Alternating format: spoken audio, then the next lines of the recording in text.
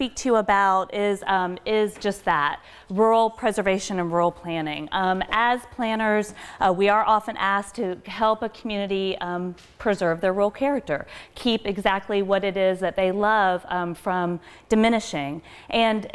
But that also poses some really unique social, fiscal, and economic and resource challenges, because the whole definition of what is a rural community has really started to evolve over the last 10 to 15 years as lifestyles have evolved. So it's gone from even just a true agrarian way of life to folks just wanting to define their own way to use rural land.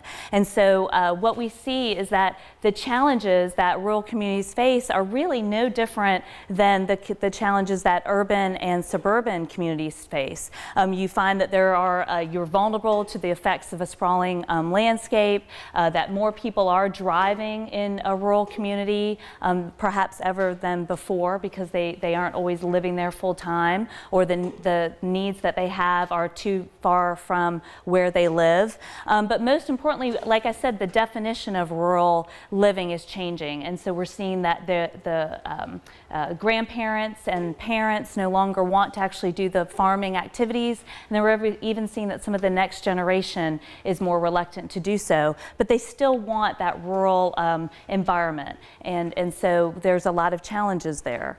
But I think what's most critical to the difference between urban and suburban communities is the fact that those communities often have a plan in place. Those communities have good development controls, or at least accustomed to having development controls in place that could perhaps stop the changing of their landscape.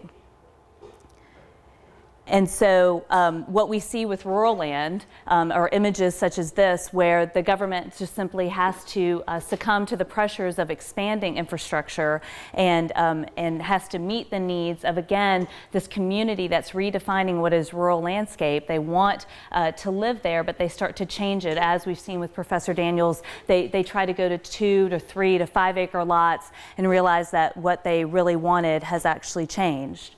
And that true rural character that they love has actually diminished. And that's really because, again, there weren't good plans or development controls in place for traditional rural communities.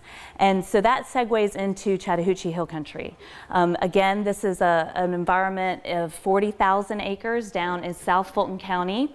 It is a beautiful bucolic landscape, rolling hills, rock outcrops, historic lands.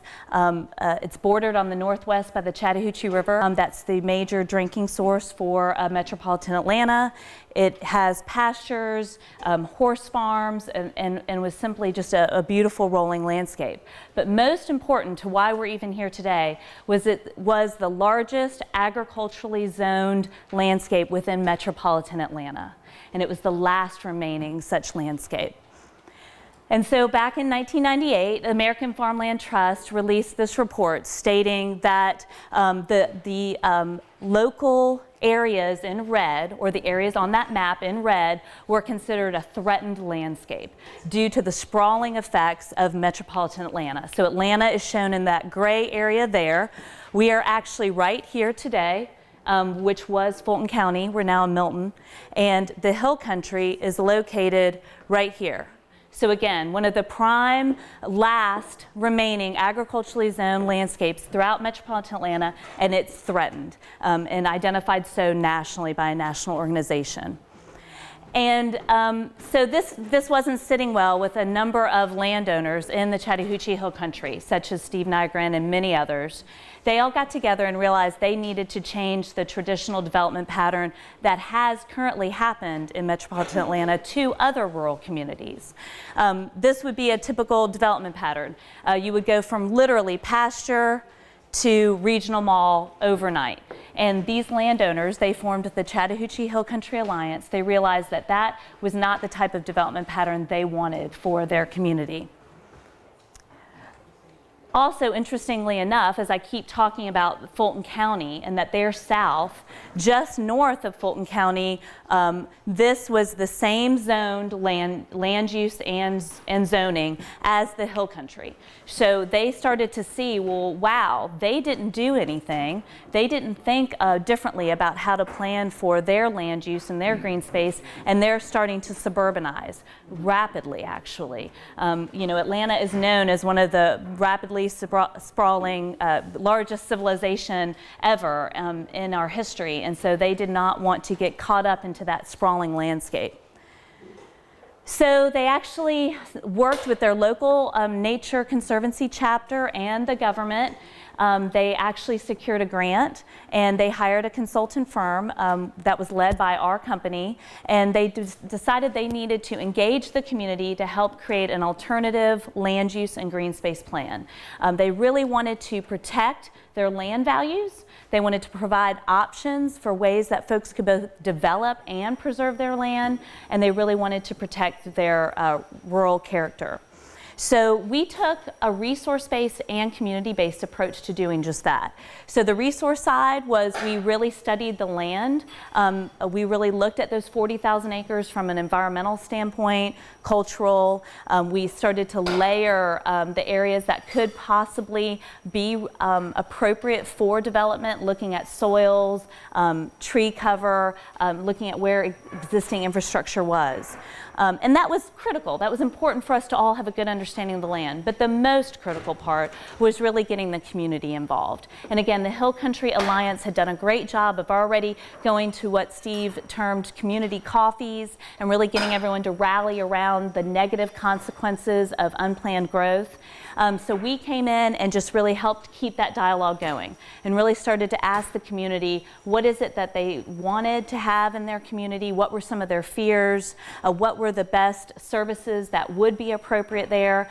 But the number one principle and the number one question we really asked is, where should we not develop? What areas should we preserve and protect first and foremost?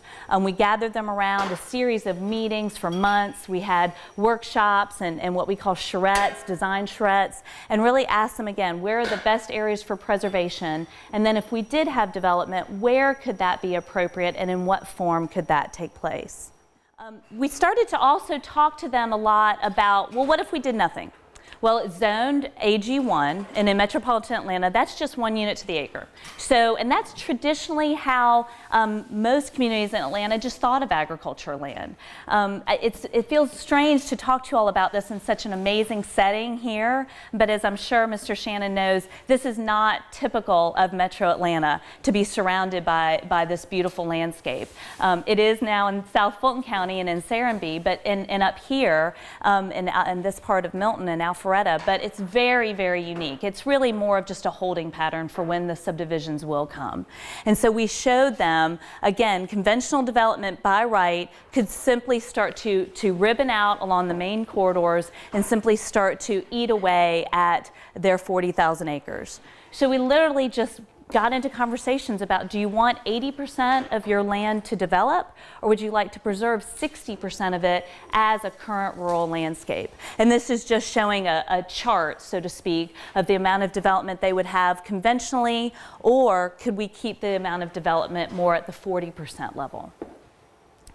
So through many conversations, it was determined, again, with the community fully behind us, that they wanted it to be a clustered pattern. They wanted it to be, we wanted to take the same amount of development that would be allowable by right. This is very important. We're not taking away their development opportunities, but allowable by right and clustering that into key locations within the community, locations that made the most sense and protected the environmentally sensitive land and habitat.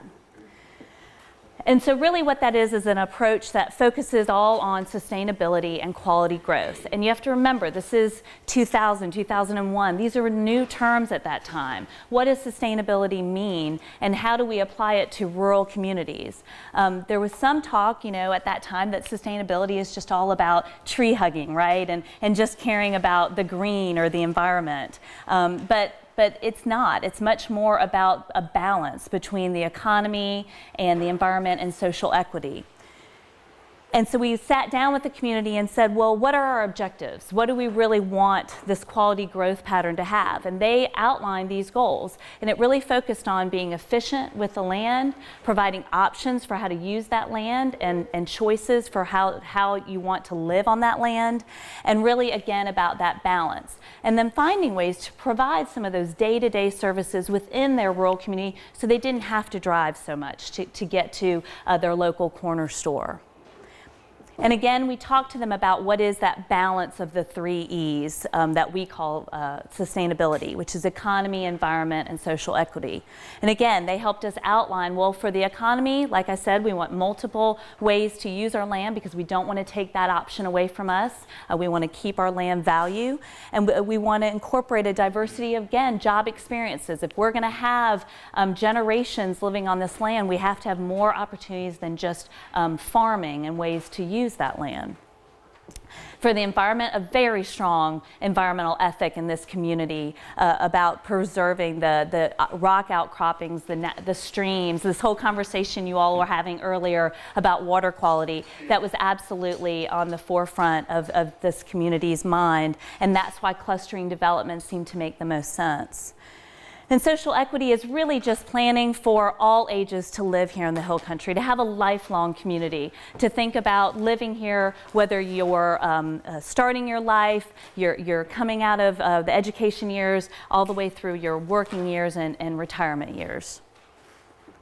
And so the concept that we worked with the community to develop, and the Hill Country Alliance, is one that is 3 villages with smaller hamlets throughout the 40,000 acres. And those villages are shown in these approximate locations because that's where large parcels of land with willing landowners came together and were also identified as having best potential value for development and having a least negative effect environmentally on the land.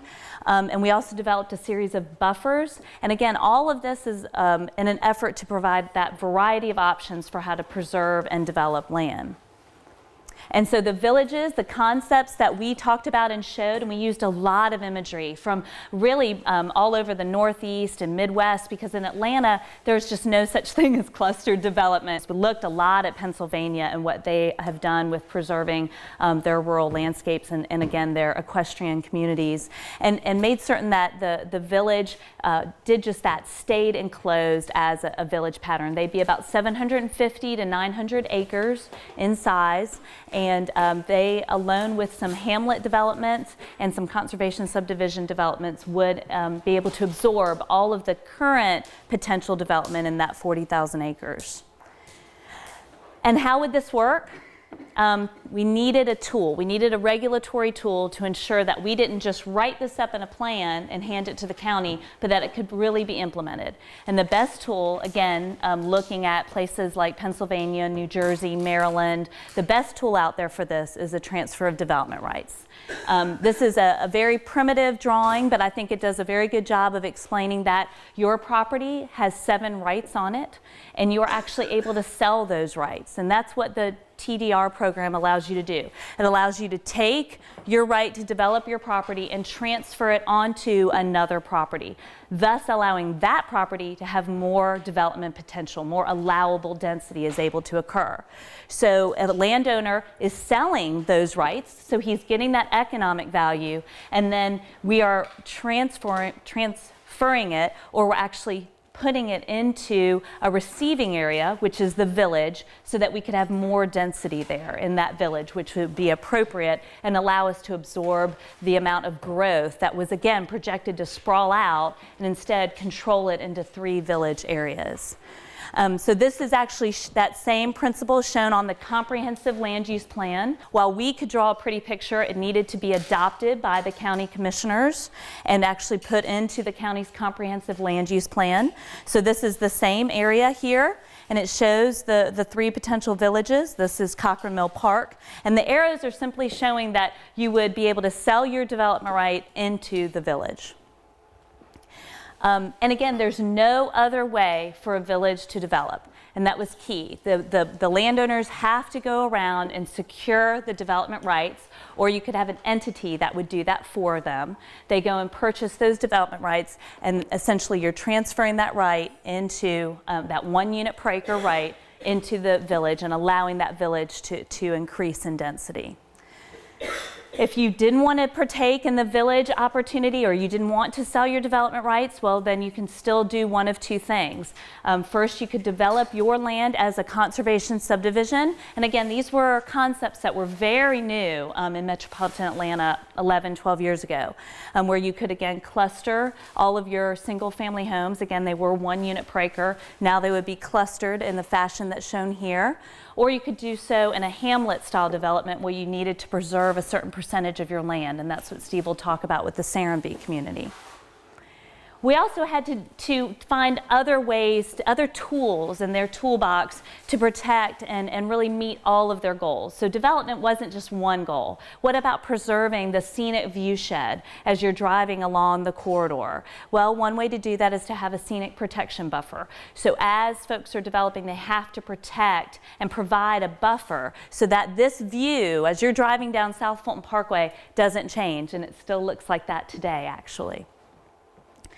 Then what about water quality? Well, you had to have a riparian protection buffer as well. And that buffer also allowed recreational uses, certain key recreational uses like greenway trails and horse trails to occur within a varied buffer, and that was key.